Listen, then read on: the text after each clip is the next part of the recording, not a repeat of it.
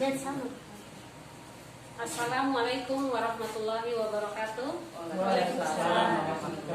Selamat pagi, salam sehat untuk Bapak Mama yang sudah hadir untuk mengikuti modul stunting.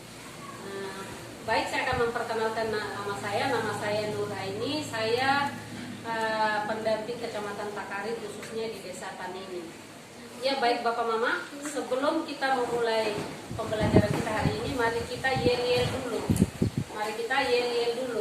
Contohnya, Ibu Nur akan kasih contoh yel-yel. Kalau Ibu Nur bilang anak-anak KPM sehat, Mama Don jawab yes.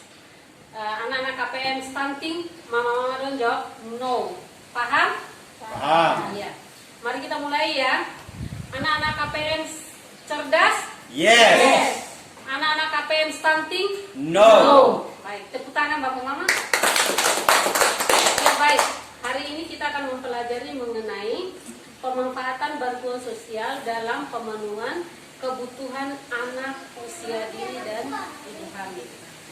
Nah, Bapak Mama, kita dengar dari judulnya saja, pemahaman pemanfaatan bantuan sosial dalam pemenuhan atau kebutuhan ibu hamil dan usia dini itu sangat penting. Kenapa sangat penting? Di saat ibu mama dong atau ibu-ibu hamil, janin yang dalam kandungan itu sangat membutuhkan gizi. Nah, kalau gizi dalam kandungan atau janin yang di dalam kandungan kalau sudah dipenuhi kebutuhannya, maka anak-anak bapak mama, anak-anak mama yang dalam kandungan keluar dengan sehat, cerdas. Karena sehat dan cerdas itu sudah terbentuk sejak dalam kandungan. Jadi kalau ibu-ibu yang hamil, bagi para suami ataupun keluarga terdekat dalam satu rumah harus memenuhi kebutuhan gizi untuk ibu hamil tersebut. Dan begitu juga anak usia dini. Anak usia dini itu dari 1000 hari kehidupan pertama. Yaitu anak usia dari 0, sejak lahir dari 0 bulan sampai 2 tahun. Itu kebutuhan gizinya itu kita harus penuhi. Bukan hanya kebutuhan gizi bayi balita saja, tapi kebutuhan gizi ibu menyusui. Sehingga ibu menyusui itu benar-benar ASI yang diberikan kepada si bayi itu sangat memenuhi kebutuhan si bayi. Jadi bayi dari 0 sampai 6 bulan itu dikasih ASI eksklusif. ASI itu diberikan terus-menerus sehingga bayi sampai 6 bulan.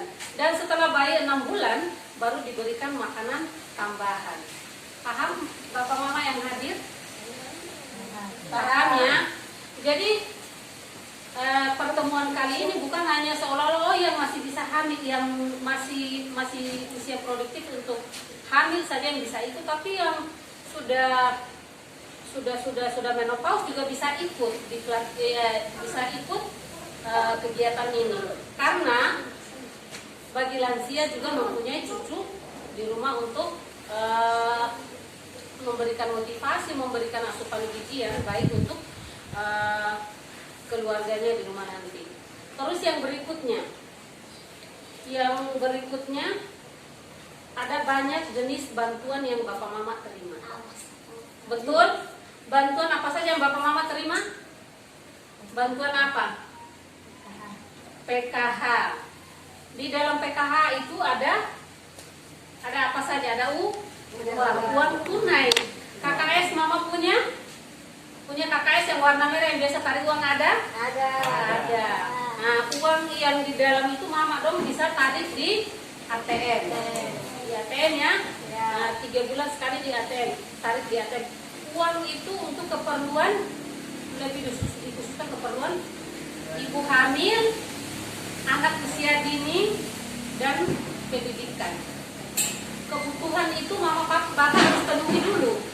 Bukan uang itu ditarik Mama dong beli kebutuhan Bapak Mama, tapi harus kebutuhan anak-anak, kebutuhan ibu hamil, dan kebutuhan anak usia dini. Anak usia dini dari umur berapa sampai umur berapa?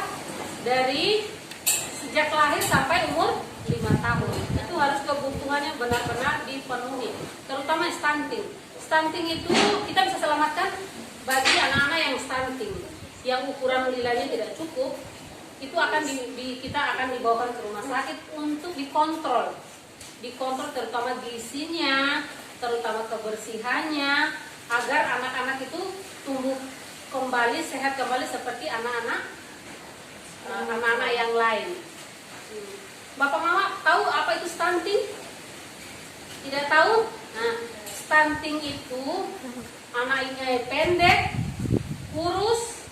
Nah, itu anak-anak yang itu adalah tanda-tanda anak stunting. Dia seharusnya umurnya sudah 2 tahun, tapi kok kelihatannya seperti 1 tahun. Itu anak-anak yang gizinya buruk atau kekurangan gizi. Maka Bapak Mama di rumah harus memperhatikan anak-anak kita agar anak-anak kita cerdas, pintar, dan masa depannya menjadi lebih baik, tidak seperti Bapak Mama lagi. Nah, kalau anak-anak kita stunting akan di sekolah itu kecerdasannya tidak ada, kepintarannya tidak ada. Dia rasa minder dengan teman-teman yang lain. Jadi mulai dari sekarang Mama Bapak harus perhatikan hal itu sebaik mungkin. Nah, bukan hanya bantuan PKH saja, ada bantuan BST. Ada bantuan BST juga ya. Nah, bantuan BST. Terus ada bantuan apa lagi? BPNT. Bantuan BPNT itu kita sudah terima beras, sudah terima telur, sudah terima tempe, tahu. Jadi semuanya sudah ada di situ. Jadi, uang yang kita terima kita bisa belanjakan di warung terdekat kita. Ya, baik Bapak Mama. Kesimpulan dari semua bantuan yang Bapak Mama terima itu, Mama Bapak harus memanfaatkan bantuan itu sebaik mungkin agar kita memutuskan tali rantai stunting. Karena stunting ini sangat buruk, khusus di NTT di Desa Tani ini masih ada beberapa anak yang mengalami stunting. Ada beberapa anak yang mengalami stunting.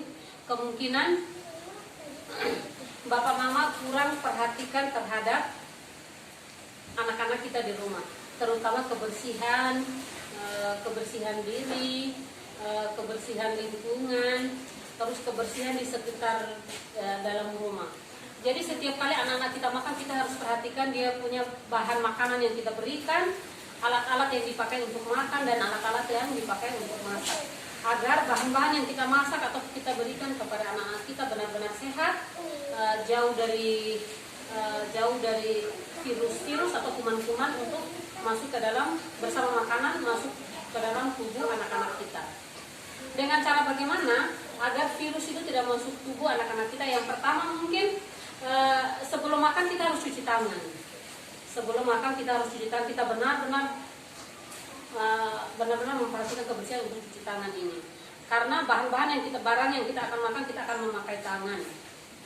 Jadi kita harus benar-benar cuci tangan juga. Harus pakai air yang mengalir. Bukan hanya pakai air saja, harus memakai sabun. Karena belum tentu kita pakai air saja tangan kita benar-benar bersih, karena masih banyak kuman-kuman yang menempel di tangan-tangan kita. Itu yang pertama. Yang kedua, terus Bapak Mama sebelum menyusui anaknya, memberi ASI kepada anak, Bapak Mama yang punya bayi juga harus wajib mencuci tangan, karena kuman masih menempel di tangan kita. Agar bayi kita sehat, mencegah untuk agar anak kita tidak stunting, berarti kebersihannya harus dijaga. Makanan yang bergizi. Contohnya makanan bergizi itu apa? Protein, mineral, sayur-sayuran, buah-buahan, kacang-kacangan. Nah, seandainya kita di luar sana ke kota, ke pasar jauh, kita bisa manfaatkan lahan di sekitar kita untuk bisa dapat sayuran yang segar ataupun buah-buahan yang segar. Jadi Ibu harap Bapak Mama pulang harus perhatikan kebersihan anak-anak kita, terutama makan minumnya,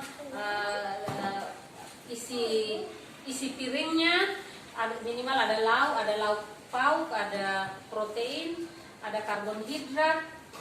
Itu yang kita harus perhatikan agar anak-anak kita tidak stunting lagi, agar anak-anak kita tumbuh sehat, cerdas. Karena anak-anak kita adalah menjadi generasi bangsa yang kita harapkan. Jadi bapak mama harus perhatikan itu sebaik mungkin. Mungkin hanya itu saja yang ibu sampaikan. Ada pertanyaan? Tidak. Tidak ada pertanyaan. Tidak ada pertanyaan ya. Berarti pas.